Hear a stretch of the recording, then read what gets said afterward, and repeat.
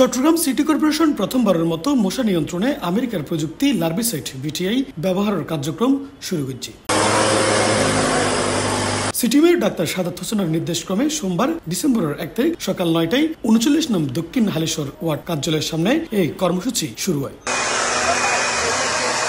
কার্যক্রমের আনুষ্ঠানিক উদ্বোধন করে চট্টগ্রাম সিটি কর্পোরেশনের ভারপ্রাপ্ত প্রধান নির্বাহী কর্মকর্তা ও সচিব মোহাম্মদ আশরাফুল আমিন। এ সময় আরো উপস্থিত আছেন পরিচ্ছন্ন কর্মকর্তা ক্যাপ্টেন ইখতিয়ারউদ্দিন আহমেদ চৌধুরী, ম্যালেরিয়া ও মশক নিয়ন্ত্রণ কর্মকর্তা মোহাম্মদ শরফুল ইসলাম মাহি, কীটতত্ত্ববিদ রাশেদ চৌধুরী এবং অন্যান্য গণ্যমান্য ব্যক্তিবর্গ।